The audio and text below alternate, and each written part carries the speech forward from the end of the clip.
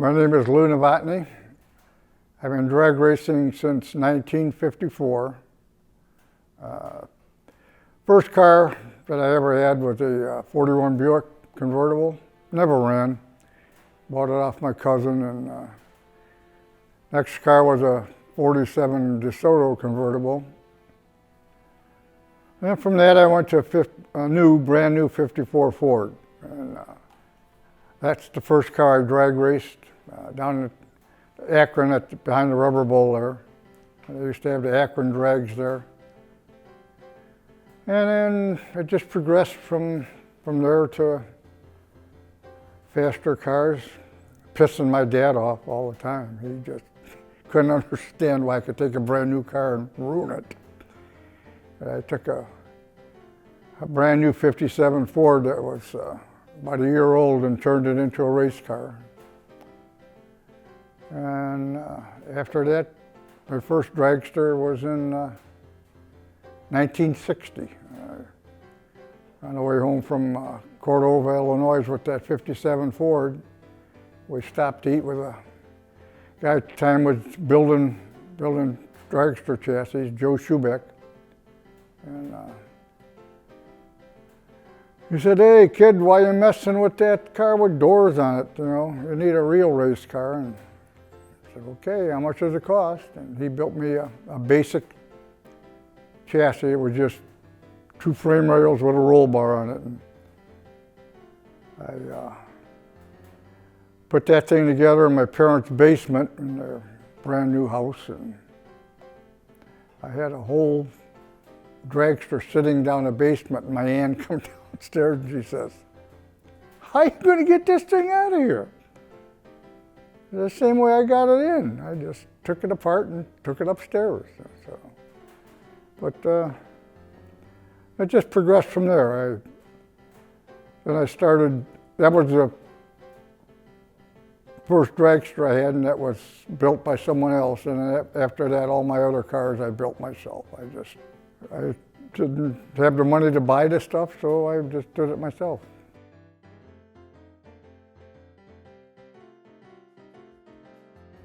Progressed through the classes to Double B dragster. In 1968, we won Division III Super Eliminator and went to Dallas, Texas for the World Finals. And then I progressed up to Top Fuel, and that's basically the car I have now, but with just an alcohol engine in it. And doesn't go quite as fast as the fuel car, but it costs too much money to run a fuel car, so I just quit. Didn't quit racing, just quit racing to a Top Fuel. And instead now I've gone out and now bought a front engine dragster from back where I started.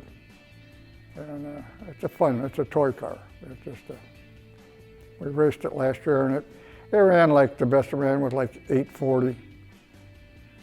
So, of course, this year I put a supercharger on it. It should go 750 or 7.0s or something.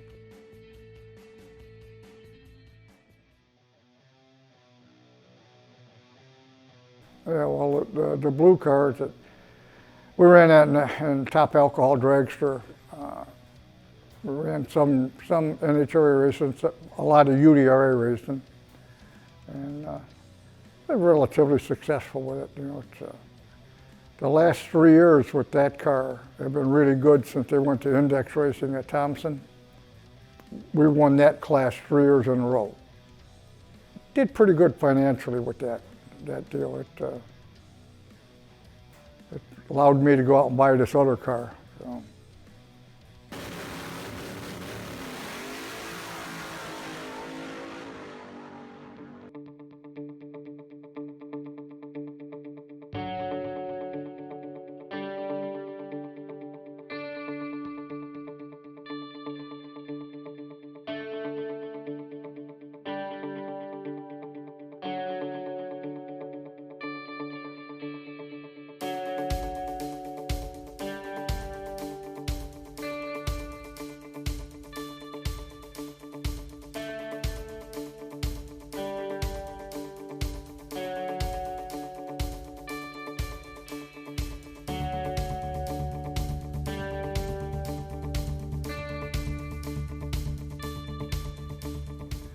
It's a contest, how fast you can leave the starting line and how well you can manage your car and get down the track. And it's all reflexes, and the cars are purpose built. You can't explain what it's like to leave the starting line in a car that has a lot of power. The blue car will pull 3.5 Gs when it leaves the starting line. So, but you can go out there with a Volkswagen and it just barely gets off the starting line, it goes down the track, and and if you beat another car with that one, because you're racing that Volkswagen against another fast car, well, you get a head start. And that guy has to do everything right to catch you before you get to the finish line. Well, throughout the years, I've learned that you want to go drag racing, you want to make $1 million, you better start with 2 because you're going to lose it. That's the way it is. I've never taken any money from house expenses. I worked on the side to make money to run the car, and that was it. You have to be a competitor, but you have to be a human being. You can't go out there and just hate everyone. You want to beat everybody. You want to beat your best friend, but you need to be a nice person when you do it. You know, sometimes I'm not nice. Sometimes I really get mad, but that's the way it is. I try to be a human being about the whole thing, and it can be life-changing. You know, you can hurt yourself, you can hurt other people, but you just try not to. I don't care how many times you've done it, you're a little nervous before we start the car. Once it starts, doesn't matter. There can be something going wrong and they got to fix the car before they start it. Well, what about the time when I did the burnout and I backed up? We shut it off because it shot a spark plug out. And Dennis ran back to the tool tray, put another plug in it, restarted up and made a pass. You know, you can't worry about that stuff. You know, you have to be focused on what you're doing. And I've been doing this so long that it's not secondhand, but it's almost automatic. Well, over the years, you have to realize that drag racing has its dangerous aspects. It's controlled chaos is basically what it is. And over the years, I've had numerous accidents. I've hurt myself pretty good a couple of times, not so bad a couple other times, but the guy upstairs, he doesn't want me yet because I've wound up twice with just being in the driver's part of the car, and the rest of the car was gone after it stopped. So, and it's an exhilarating sport, but it's a dangerous sport. And the driver controls what happens to him. One accident was my fault. One was a parts failure when the throttle stuck, and I went off the end of Thompson at probably 125 miles an hour out into the field.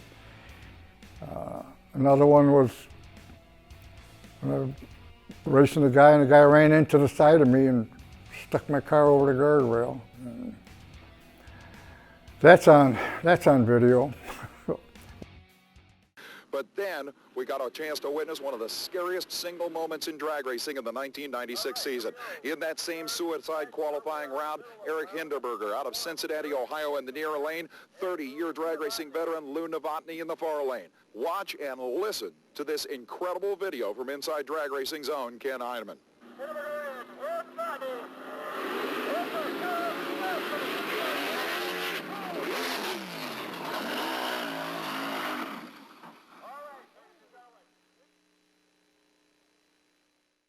As Hindenburger's machine remained on the racing surface, though, you can see Novotny's car breaking in half as it flies over the guardrail. Check out the experimental Chrysler wedge head engine in Novotny's machine that came completely out of the frame rails and was stopped only by a Dodge camper. And while Hindenburger was able to get out of his car under his own power and emerged without a scratch, Novotny's injuries were indeed minimal.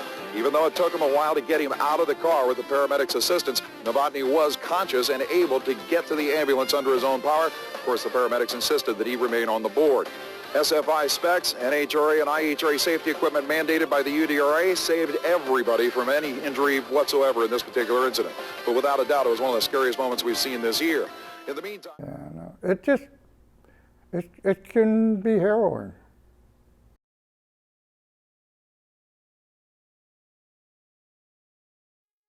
Well, the funding wasn't great, so I had to do a lot of stuff myself, and I had to spend a lot of time away from the family to be able to do it. And fortunately, they agreed with me what I was doing. Maybe they did, maybe they didn't, I don't know, but they never complained too much about it. And, I tried to involve them as much as I could, but didn't force them to do what I was doing. You know, I did it because it was a passion for me. If they wanted to do it, they could do it. If they didn't, they'll come out and watch. My family is really important to me. And, I try not to alienate too many people. But this is what I do, you know. My poor mom went to her grave wanting me to quit racing. And I'm sorry, Mom, I'm still doing it, you know.